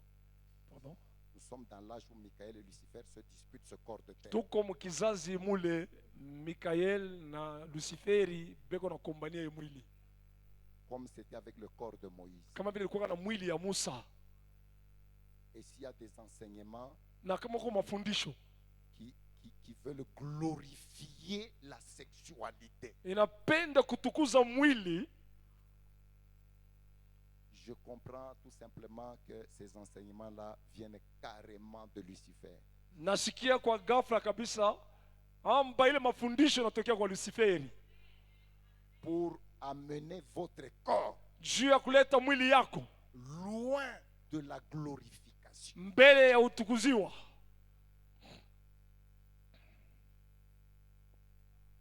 Ça ne cadre pas. Abyambatane hapana. Le serviteur fidèle, ça ne cadre pas. Mtumishi mwema abyambatane bile. Ça vient d'où? Inatokea wapi? De l'Allemagne, Inatokea ku Germany de la Suisse. na ku Swiss. Frère Branham nous en avait déjà parlé. Ndugu Branham alikuwa ashatuambiaka zamani. Je vous amène toujours à faire attention aux visions. Na miapeleka kila siku mfanya angalisho kwa maonyo. Parce que c'est là-dedans qu'il y a la pensée éternelle de Dieu. Ni ndani ya ile maonyo mnakuwa ile mawazo ya milele ya Mungu. Le prophète de Dieu Nabii wa Mungu avait vu une vision. alionaka onyo moya. Il était dans la lune, Alikuwa ndani ya mwezi. dans le soleil plutôt, Tafadhali ndani ya jua. en train de prêcher. Eko na ubiri. Et il avait 2 sommets. Alikuwa na ile manchongo mbili. 2 sommets. Je peux voir la Manchongo crête. mbili. Il y a une crête, Oui, oui, il y a une craie là. Merci beaucoup. Il y avait 2 sommets. Mulikuwa kama nchongo mbili. Vous voyez à sa Unaona. prédication, Kwa mahubiri yake un premier sommet na ile nchongo ya kwanza et un deuxième sommet. na nchongo ya pili. Et observez, Basi mchunguze quand il a mzuri. terminé le premier sommet, Wakati alimaliza ile nchongo ya kwanza, des gens ont commencé à sortir. bantu wakaanza kutoka. Il l'abandonne comme ça. Banamwacha kama vile. Et lui a dit, mais attendez le deuxième sommet, je Yeye n'ai anasema pas encore mongoje, terminé. mongoje mishamalize, mongoje ile nani nchongo ya pili. Ils ont dit à Frère Branham, Baliambia ndugu dans Branham la vision, katika onyo, nous avons faim. tunakuwa na njala, Nous allons manger des biscuits. tunaenda kula ile mabiskuit. Et Frère Branham dit, bon, ça va partir, mais revenez quand même, je dois terminer mon deuxième Basi ndugu sommet. Branham asema mwende murudie tena, mnapenda kumaliza ile nchongo yangu ya pili. C'est une vision. Ni onyo. Ce qu'il y a dans ce message, Na ile inakuwa ndani ya hii ujumbe, des gens qui vont venir, watu watakuya. ils se disent du message, Banasema yako wa ujumbe, ils peuvent parler du premier sommet. abawezi kusema No, ile ils nchongo. peuvent, ils peuvent. Banaweza kusema ile nchongo ya kwanza. Mais le deuxième Lakini sommet, nchongo ya pili, leur esprit ne peut pas arriver là. roho yao hawezi kufika pale. La pyramide de la base ici, Na hii msingi ya munara, les mystères écrits hii masiri ni kuandikiwa. que Paul avait Ile Paulo alikuwa et nayo que Frère Branham a réarrangé, na ndugu Branham alitengeneza, remettant toutes choses à sa place. anaonyesha kila kitu nafasi Ils yake. peuvent prêcher ça. Banawezi kuhubiri ile. Mais ce qui est dans la pierre fêtière, Na ile inakuwa ndani ya ribo ya juu. ce qui est dans la pierre Ile fêtière, inakuwa ndani ya ribo ya juu. ils aiment les biscuits. Banapenda biskuit. Amen. Nous le voyons. Tunabaona. Non, mais dans le message de Branham, mais beaucoup d'églises, beaucoup d'églises. Mais moi, je sais que Frère Branham a vu cela. Na ndani ya ujumbe ya ndugu Branham, makanisa ya mingi. Mimi nasema ndugu Branham aliona ile. Le songe de Junior Jackson. Na ile ndoto ya Junior Jackson. Frère Branham avec un grand nombre de prédicateurs autour de lui. Ndugu Branham na wingi mwa kabisa bahubiri kando kando yake. Il interprète les mystères écrits. Anatasfiri ile maasiri ile Le kuandikiwa. baptême du Saint-Esprit, toutes Ubatizo ces Roho choses, Mtakatifu na vitu toutes ces vingine. choses, et Israël et toutes ces Israel choses. vile vitu yote. Mais Lakini quand il reçoit wakati anapokea l'épée, mpanga la barre de fer, ile mungwala pour briser la pierre fêtière juu ya kuvunja ile ribo ya juu et trouver le caillou blanc na kupata ile ribo weupe où rien n'était écrit, kule hapakuandika hata kitu kimoya. le mystère de la venue du Seigneur Jésus-Christ. Siri ya kuja ya Bwana Yesu Kristo. Chose curieuse. Na kitu ya kushangaa, Il dit, wanasema prédicateur, bahubiri, restez ici. mubakie hapa, Regardez, ayez les yeux sur cette partie, la pierre fêtière. mwangalie macho yenu pa hii ribo ya mweupe. Or, nous savons que la pierre fêtière dans la pyramide, c'est la seconde venue du Seigneur. Tunajua kama ribo ya juu katika munara ni kuja kwa pili. Regardez ça. Mwangalie Je ile. m'en vais vers l'ouest, Mimi nakwenda kwa magharibi à la rencontre de cet ange, kukutanishana pale à la malaika rencontre de la nuée. na kukutanishana na wingo. Un grand nombre Wingi mwa mkubwa de prédicateurs ya bahubiri qui étaient autour de William balikuwa Branham kando kando ya William Branham, sont partis. banakwenda Très peu kidogo sana, sont restés. banabakia. Et quand William Branham est parti à l'ouest, Wakati William Branham anaenda kwa il magharibi, a rencontré les 7 anges anakutana malaika 7 dans la nuée katika wingo, qui ont apporté la révélation des sceaux. banaleta ile mfunuo ya mihuri. Ça crée un problème. Inaumba mambo, Ça crée un problème. inaumba mambo Parmi les gens qui se disent être du message de Frère katikati ya bantu banadita kuya ndani ya ujumbe wa William Branham. il y a certains, Kuna kwa wengine leur esprit ne peut pas monter jusque dans la pierre fêtière. roho yabo haiwezi kupanda kufika mpaka mudibo ya juu.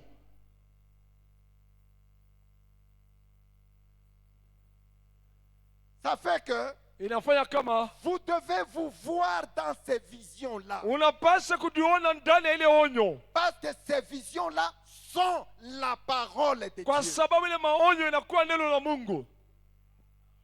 Quelqu'un peut me dire, Mtu mwanaweza kuniambia, comment savez-vous que vous serez enlevé? Que Qu'est-ce que votre unajua corps soit sema wewe? transformé, que wewe hapo utanyanyuliwa? Unajua hiyo namna? la réponse est simple. Na jibu iko mwepesi, C'est la prédestination. ni kutangulia kuweka. Écoutez-moi bien. Mnisikie mzuri, La prédestination, kutangulia kuweka vous la voyez dans la parole. unaiona ndani ya neno, Et cette parole parle de votre prédestination. na ile neno inasema kutangulia kuweka kwako, Et vous êtes cette parole-là. na unakuya ile neno ile. Alléluia. Amina. Oh, mes Oh. amis, je crois que l'heure est en train de courir. Naona sema saa J'aimerais vous dire une inasonga chose. mbele kabisa. Napenda niambia kitu kimoja. Jean sur l'île de Patmos. Yohane mukisanga Patemo. Jean, Yohane c'est lui qui avait la promesse de voir la seconde venue de Jésus-Christ. ni yeye alikuwa na malako ya kuona kuja kwa pili kwa Bwana Yesu Kristo, Parmi tous les disciples de Jésus. katikati ya wanafunzi wote wa Yesu. Frère Branham dit, Anasema ndugu Branham il était le type, alikuwa mfano, l'échantillon ile mfano de l'église du dernier jour. ya kanisa ya masiku ya mwisho. Cette église qui doit voir la venue du Seigneur. Ile kanisa inapasha kuona kuja kwa Bwana. C'est que dans la pensée de Dieu, Basi ni kusema katika wazo ya Mungu, tout ce qui concerne la véritable église, ile yote inatazamia ye kanisa ya kweli. Jean est leur échantillon. Yohane anakuya mfano yabo. Pour voir la venue du Seigneur, Juu ya kuona kuja kwa Bwana, Jean Yohane devait d'abord recevoir un ange prophète. mbele alipasha kupokea malaika nabii. C'est ce que la Bible dit. Ndio kile Biblia inasema. Et aujourd'hui, Na leo un pentecôtiste, pentekotiste moya, un méthodiste, methodiste moya il peut même être meilleur que toi. anaweza kuwa mzuri kuliko hata wewe. Mais dans la pensée éternelle de Dieu, Katika wazo ya milele ya Mungu il est hors tableau. eko inje kibao, Il est hors tableau. eko inje kibao, Il n'est pas dans la pensée de Dieu. ana ndani ya wazo ya Mungu. Jean, Yohane un échantillon. mfano, Lorsque vous allez dans un magasin, wakati unaenda ndani ya duka il y a 200 motos Honda. kunakuwa mia mbili ya mamoto Honda, On met un seul échantillon à l'extérieur. banaweka mfano moja ile moto inje pale, Tous les renseignements, mabari yote tout ce que vous voulez savoir yote unapenda kujua sur les Honda qui sont nombreux à l'intérieur du magasin, yule ya ile maonde ilikuwa mingi ndani ya duka, c'est juste sur cet ni échantillon-là. mpaka mbele ya ile mfano.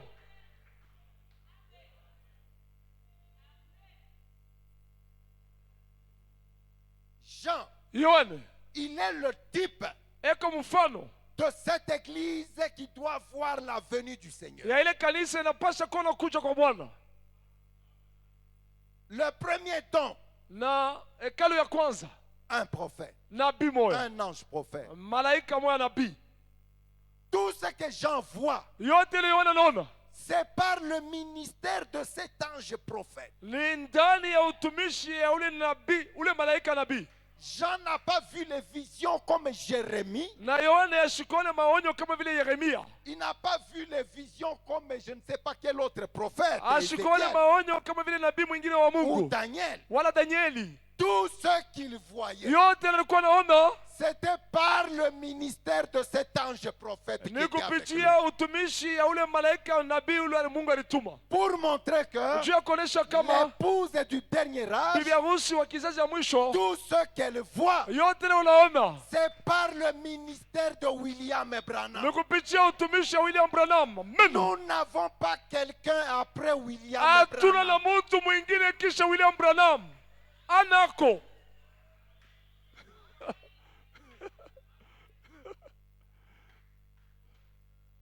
Jean, Yohane Suivez le ministère de cet ange prophète. Fata utumishi ya huyu malaika nabii. Et cet ange prophète a sonné la trompette. Na ule malaika nabii alipiga Et en tarumbeta. sonnant la trompette, Alipiga tarumbeta. Jean s'est retourné. Na Yohana akageuka. Jean s'est retourné. Yohana akageuka. Si Jean Kama Yohane avait été dans le 4e âge de l'église, alikuwa mkizazi ya ine ya makanisa, en se tournant, mkugeuka il aurait vu 4 chandeliers. alipasha kuona minara matas Mais ine. s'il en a vu 7, Yeye aliona 7.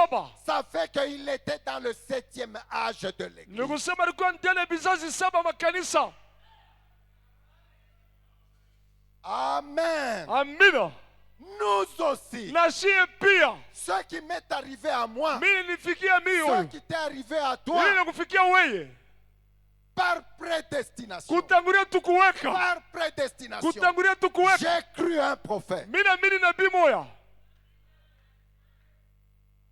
Amen. Amina. Et ce prophète, Na ule nabii par son ministère, kupitia utumishi wake. par son ministère, Kupitia utumishi wake. William Branham par son ministère, William Branham kupitia utumishi wake. il m'a amené à me tourner Alinipeleka nigeuke.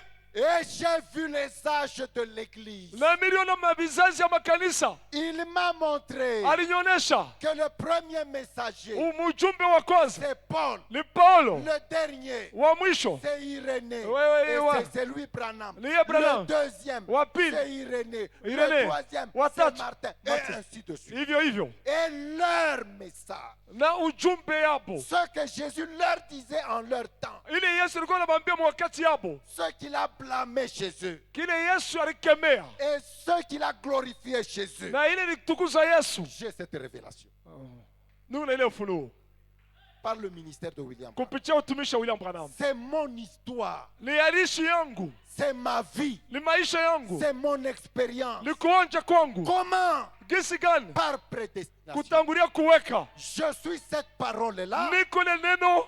Quand Jean était sur l'île de Patmos Wakati Yohana alikuwa mkisanga Patemo et que Jean recevait cet ange messager, na Yohana alipokea ule mjumbe, Dieu malaika avait mjumbe. un peuple dans sa pensée. Mungu alikuwa na bantu ndani ya wazo yake. Et ce Na peuple-là, wale bantu c'est wale moi, ni mie, c'est toi. ni wewe.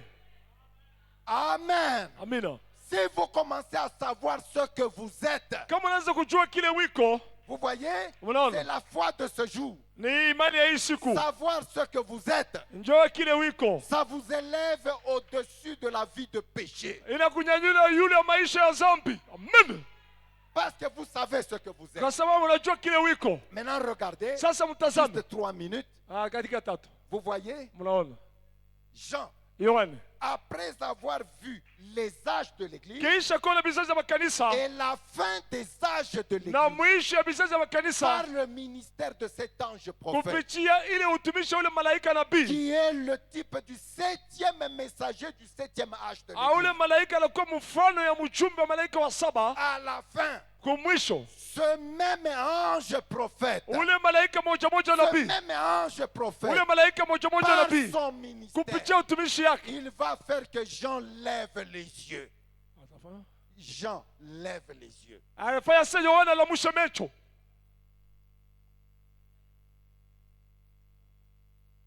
Ce que Jean a vécu, Kile Yohana aliishi ça doit être mon expérience. inapaswa kwa kuonja kwangu. Ça doit être ton expérience. Inapaswa kwa kuonja kwako. Lève les yeux. Lamusha macho. Et qu'est-ce que Jean a vu? Nini Yohana aliona? La porte.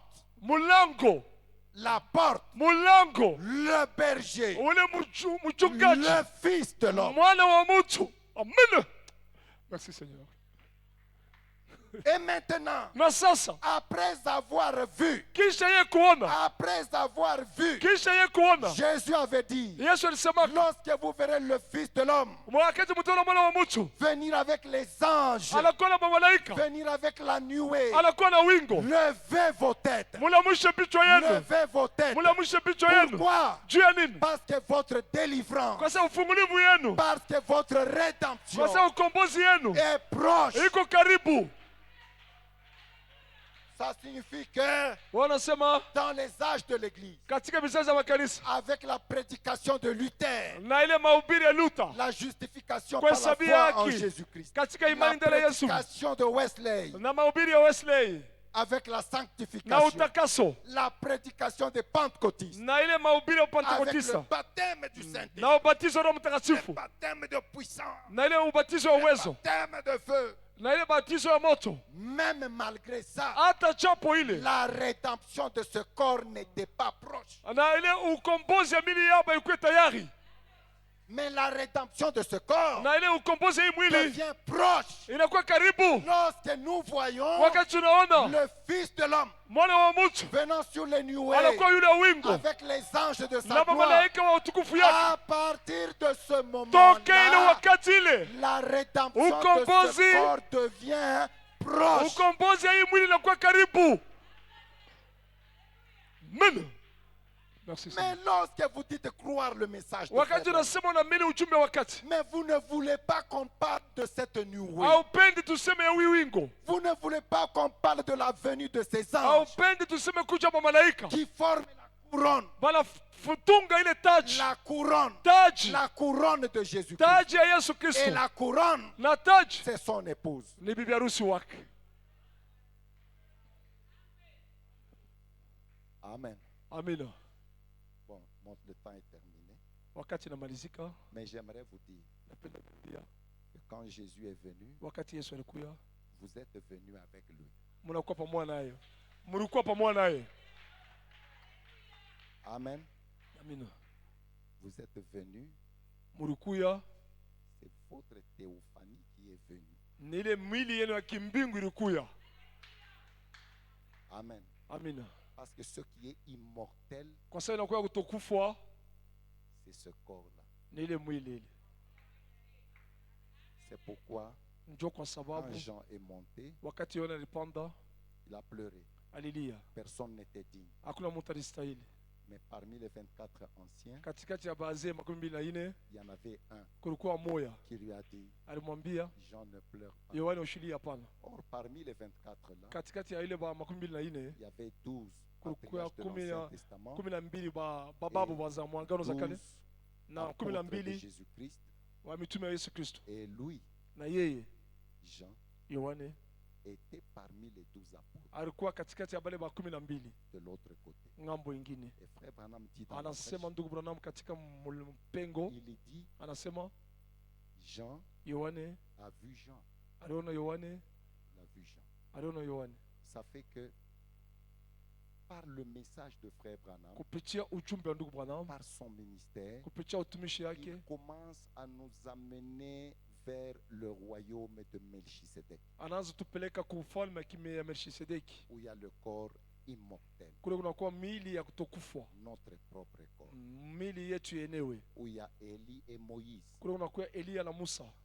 C'est pourquoi dans sa venue, Ndio maana katika kuja il vient kwake avec Moïse et Élie, anakuwa na Musa na Eliya, les théophanies de ceux qui sont passés par la mort na ile mamili ya kumbiga wale walipita kulufu, et les théophanies de ceux qui ne passent pas par la mort. na ile mili ya kumbiga wale watu watapita kulufu.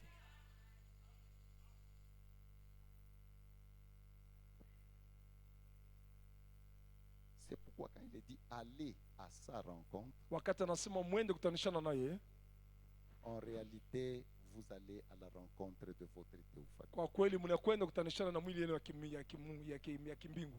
Et nous entrons dans la dispensation, Tunaingia ndani ya wanyakati le 8e jour, ya siku ya mnane, une dispensation où, de la plénitude des temps, ile wanyakati ya utimilifu wa wakati, où Dieu a un travail. kule Mungu anakuwa na kazi mwa fulani, Il est en train d'unir ces choses célestes avec ces choses yeye terrestres. anaunganisha bintu vya kimbingu na bintu vya dunia, Les corps immortels avec les corps mortels. ile mili ya kutokufa na mili ya kufa. C'est pourquoi les sceaux, Ndio kwa maana miuri c'est l'éternité. ni umilele. C'est Amen. l'immortalité. Ya kutokufa Et les âges de l'église, na vizazi ya makanisa c'est le temps. ni wakati, Et il y a une brèche entre les deux. na kunakuwa mlango katikati ya ile mbili. Et le prophète de Dieu dit, Na nabii wa Mungu anasema quand les sceaux sont révélés, wakati miili inafuniwa, c'est alors que les esprits de grenouille sont manifestés. ni ile wakati biula, ile maroho ya biula inaonekana. faisant toutes sortes de miracles hiyo inafanya miujiza mingi à partir de la révélation des sceaux. natokea tu ufunuo wa mihuri. Ça fait que le vrai peuple de Dieu Mnajua watu wa kweli wa ne Mungu peuvent pas être trompés hawawezi kubadanganya, parce que leur cœur se porte vers les sceaux. kwa mioyo yabo inaigemea kumihuri, C'est l'immortalité même de ce corps. ni kutokufa kwa hii mwili. Mais dans les âges de l'Église, Lakini katika vizazi vya makanisa c'est les miracles, ni miujiza, les guérisons divines. kutunza kwa mwili. Et si vous ne faites pas attention, Na kama mfanya angalisho, vous penserez que mtazania kama ces gens-là, bale bantu ils ont Dieu. beko na Mungu. Mais si Dieu vous ouvre les yeux, Kama Mungu anakufungula macho, vous comprendrez que le règne de Saoul est terminé. utashikia sema kutawala wa Saulo ulisha kumalizika. Même s'il continue à Hata kama bouger, inaendelea mais c'est déjà terminé. inaisha kumalizika. Il y a déjà un nouveau gouvernement, Kuna il y a kuya un nouveau serikali mpya règne. na utawala mpya, C'est le lion de Juda. ni ule simba wa kizazi ya Bayuda. Et nous sommes dans ce temps-là. Na tuko katika ile wakati ile, Le travail de Dieu, kazi ya Mungu c'est de nous montrer comment ce corps céleste et ce corps terrestre doivent se mélanger. ni kutuonesha gisi gani ili mwili ya mbingu na mwili ya dunia itachangana, Et ce mystère-là na ile siri ile est dans le message. inakuwa ndani ya ujumbe. C'est de nous montrer la marche d'Enoch. Inatuonesha mwenendo wa Enoki. Et c'était quel genre de marche? Ilikuwa ni mwenendo gani? Ça se trouve dans le message de William. Inapatikana ndani ya ujumbe wa William Branham. Ce sont des choses d'une grande simplicité. Inakuwa binti ya unyenyekevu mkubwa zaidi. Si vous avez été prédestiné à cela, Kama ulitangulia kuweka kwa ile, ça sera simple dans votre vie. itakuwa mwepesi kabisa maisha yenu. Ça va s'interpréter. Itajitasfiri yenyewe. Que Dieu vous bénisse beaucoup. Mungu amebariki kabisa. On Amen. s'arrête là. Amen, Le temps amen. est très court.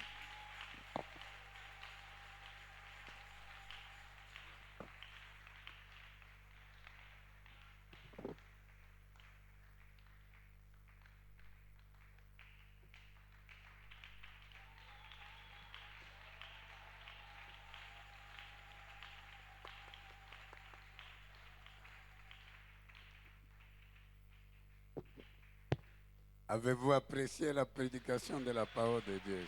Mulifurahia mahubiri ya neno C'était ya Mungu. vraiment réellement profond. Ilikuwa kweli kweli ya upana. Amen. Le pasteur était en train d'amener la venue du Seigneur plus loin. Na pastori alikuwa anapeleka kuja kwa Bwana mbali zaidi. Là où nous, dans cette venue, nous allons à sa rencontre. Mule sheye muhuku kuja tukunaenda mukutanishana naye. Et nous allons à sa rencontre. Na tukunaenda mukutanishana naye. Et nous sommes cette Rebecca là-bas Tuko ule Rebeka qui ule. ne s'est pas contentée des dons, Ashikufurahiwe tu des na petites mabibaji. choses. Mabitu kiloko. mais Rebecca, elle, Lakini yeye elle Rebeka était en train d'aller dans le mariage. alikuwa ikonaenda mundoa. Non, il a réellement relevé des types très, très, très profonds. Aliwezi kuonesha kweli mifano kweli ya upana kabisa. Donc, pour nos amis qui disent Juu ya barafiki yetu benye kusema que, bon, Jésus viendra, nous Yesu allons le voir, le atakuyaka, message va nous tutamwona, montrer. ujumbe itatuonesha ye. C'est comme si Eliezer Iko sawa vile Eliezer a marché avec Rebecca alitembea na Rebeka. et quelque part là, Fashi mwa fulani pale dit non, Rebecca, anasema pana Rebeka, tu vas te débrouiller. utatafutisha Les wewe choses mwenyewe. que je t'ai dites Ile là-bas, binti nikuonesha ile ça va te permettre d'identifier l'époux. itakuruhusu kutambulisha bwana Alors harusi. là, vous voyez, Pale munaona donc c'est vraiment malheureux. kweli ni aole, Mais il lakini dit que Eliezer anasema kama Eliezer a marché avec Rebecca. alitembea pamoja na Rebeka. Ils ont marché